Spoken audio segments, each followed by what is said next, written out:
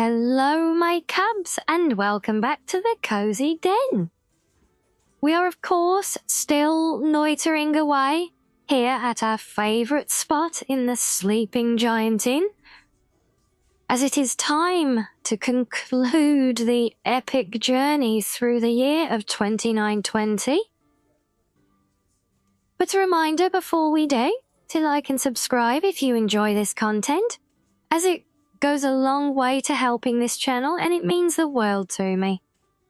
And if you have any suggestions or requests for other things to read here, then do let me know in the comments below. But now, without further ado, it is time to conclude the 12-part saga of 2920 with Evening Star. Starting on the first of Evening Star, in Balmorra, Morrowind. The winter morning sun glinted through the cobweb of frost on the window, and Almalexia opened her eyes. An ancient healer mopped a wet cloth across her brow, smiling with relief. Asleep in the chair next to her bed was Vivek. The healer rushed to a side cabinet and returned with a flagon of water. "How are you feeling, goddess?" asked the healer. "Like I've been asleep for a very long time," said Almalexia. "And so you have. 15 days, said the healer, and touched Vivek's arm. "Master, wake up. She speaks." Vivek rose with a start, and seeing Almalexia alive and awake, his face broke into a wide grin. He kissed her forehead and took her hand.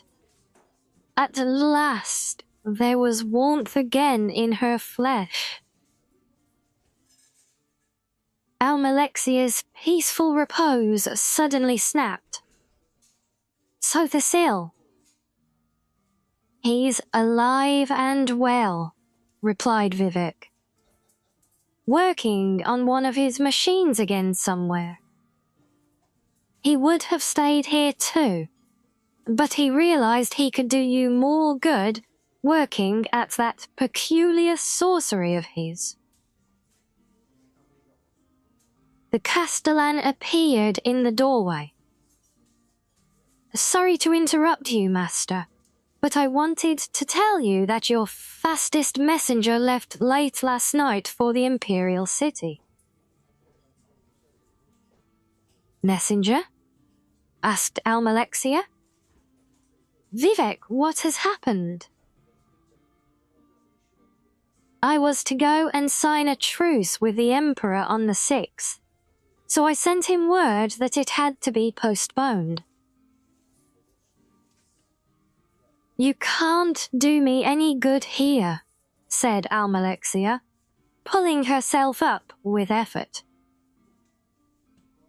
"But if you don't sign that truce, you'll put Morrowind back to war, maybe for another 80 years. If you leave today with an escort and hurry, perhaps you can get to the Imperial City only a day or two late." "Are you certain you don't need me here?" asked Vivek. "I know that Morrowind needs you more." 6th of Evening Star, the Imperial City in Cyrida. The Emperor Riemann III sat on his throne, surveying the audience chamber. It was a spectacular sight. Silver ribbons dangled from the rafters. Burning cauldrons of sweet herbs simmered in every corner. Pyandanian swallowtails swept through the air, singing their songs. When the torches were lit and servants began fanning, the room would be transfigured into a shimmering fantasy land. He could smell the kitchen already, spices and roasts. The potentate Versidue Shai and his son, Savirian Chorak, slithered into the room, both bedecked in the headdresses and jewelry of the tseki. There was no smile on their golden face, but there seldom was one. The Emperor still greeted his trusted advisor with enthusiasm. This ought to impress those savage dark elves, he laughed. When are they supposed to arrive? A messenger's just arrived from Vivek, said the potentate solemnly. I think it would be best if your Imperial Majesty met him alone. The Emperor lost his laughter, but nodded to his servants to withdraw. The door then opened, and the Lady Corda walked into the room, with a parchment in her hand. She shut the door behind her, but did not look up to meet the Emperor's face. The messenger gave his letter to my mistress, said Riemann, incredulous, rising to take the note. That's a highly unorthodox way of delivering a message. But the message itself is very orthodox, said Corda, looking up into his one good eye. With a single blinding motion, she brought the letter up to the Emperor's chin.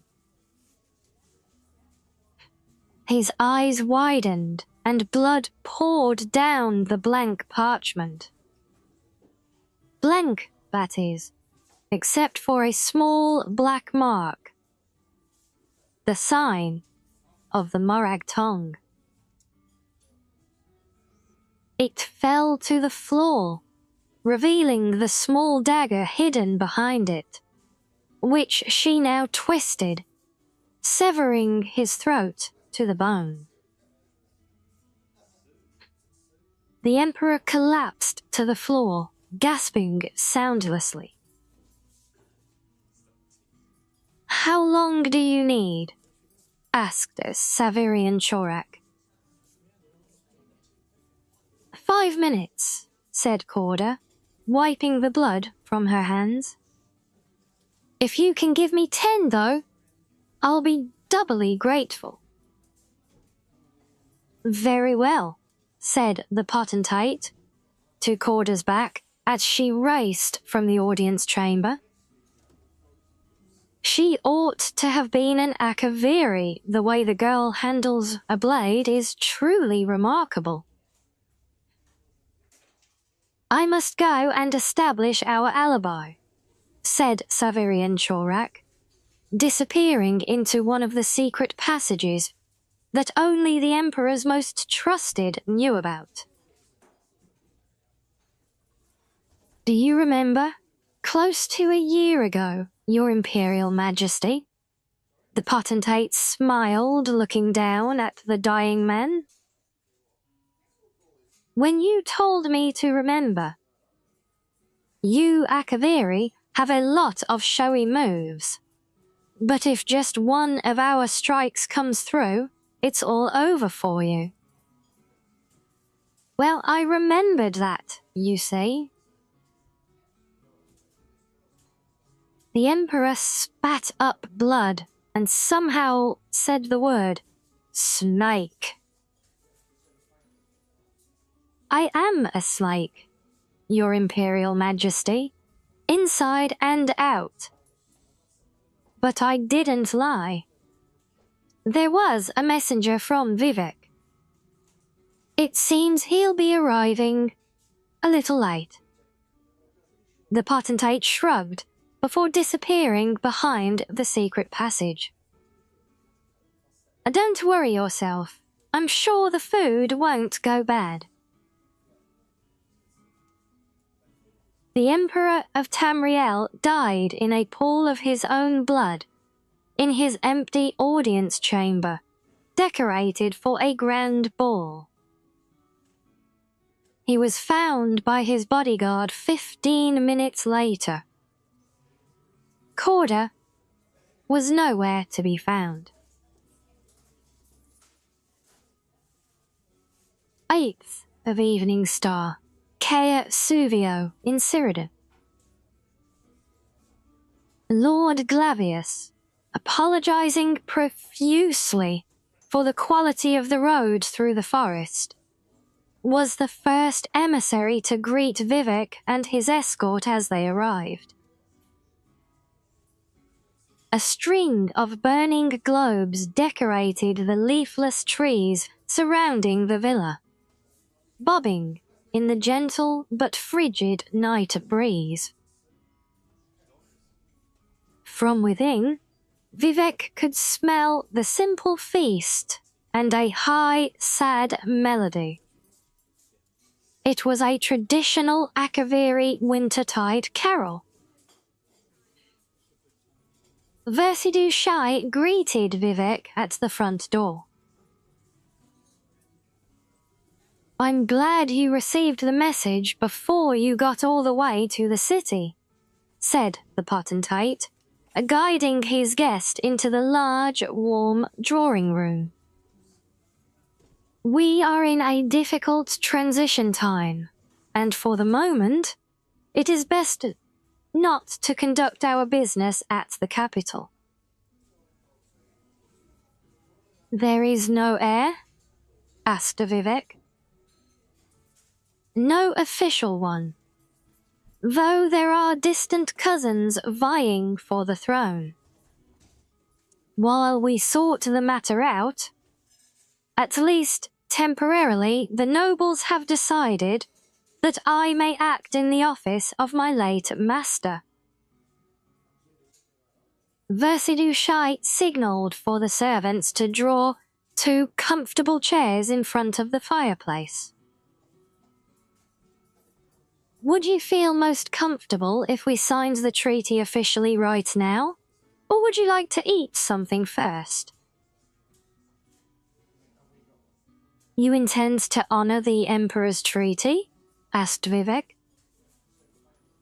I intend to do everything as the Emperor, said the potentate.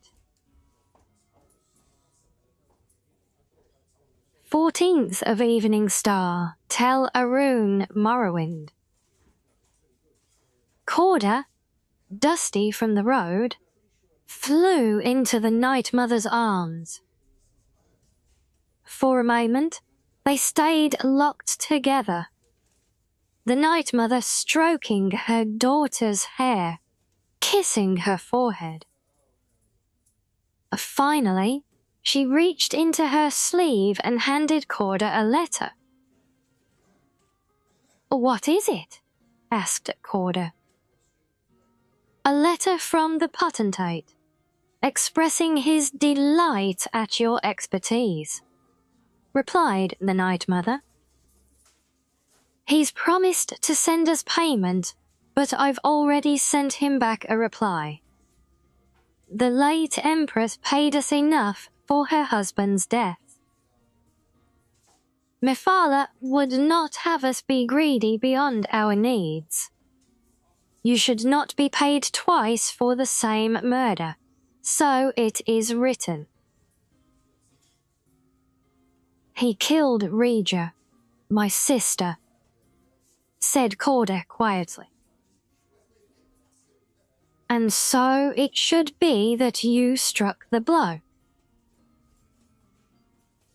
Where will I go now? Corda asked.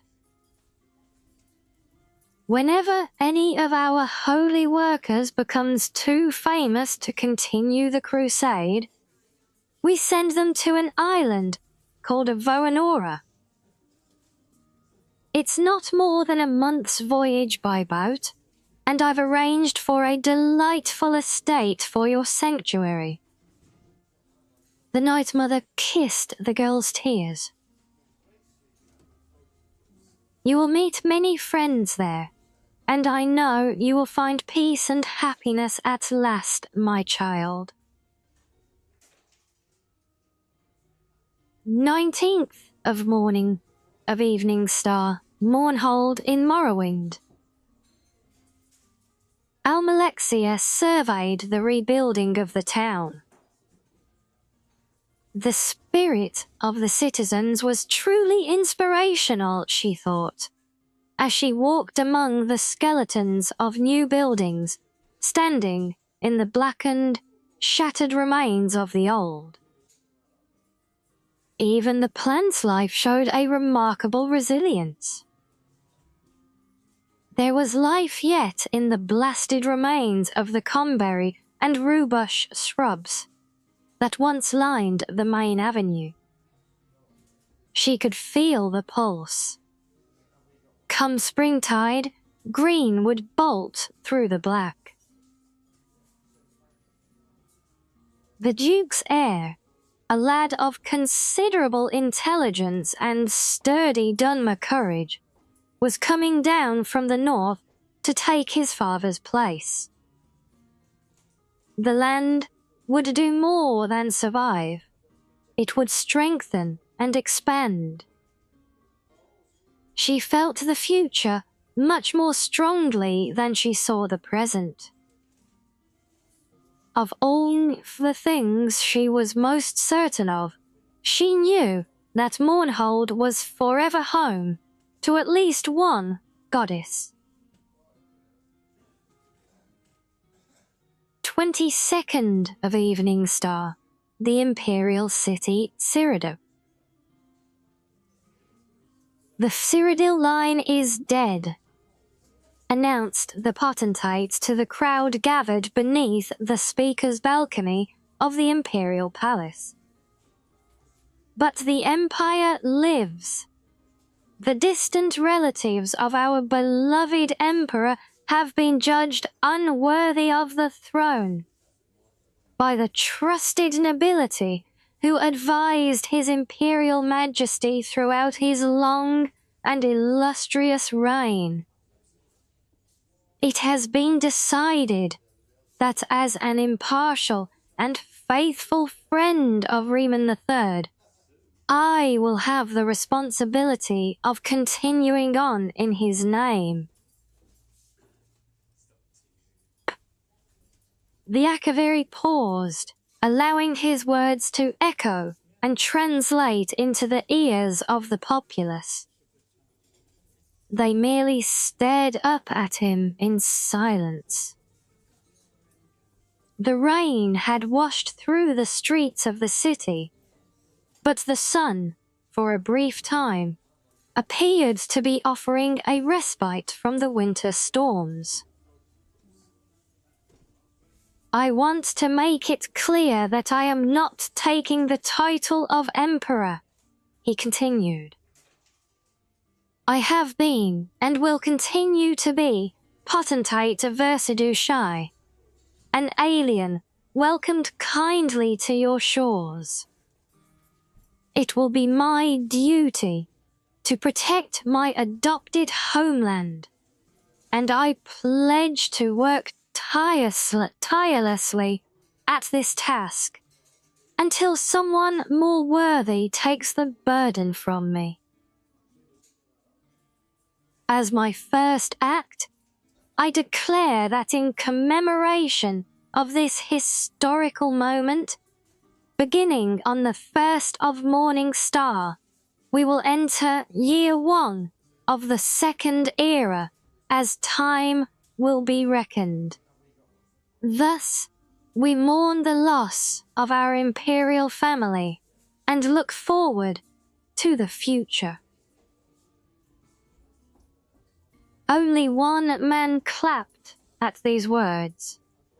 King Drozel of Senchel, truly believed that this would be the finest thing to happen to Tamriel in history. Of course, he was quite mad. 31st of Evening Star in Ebonheart, Morrowind. In the smoky catacombs beneath the city where Sothasil forged the future with his arcane clockwork apparatus, something unforeseen happened. An oily bubble seeped from a long trusted gear and popped. Immediately, the wizard's attention was drawn to it and to the chain that tiny action triggered. A pipe shifted half an inch to the left. A tread skipped. A coil rewound itself and began spinning in a counter direction. A piston that had been thrusting left-right for millennia suddenly began shifting right-left.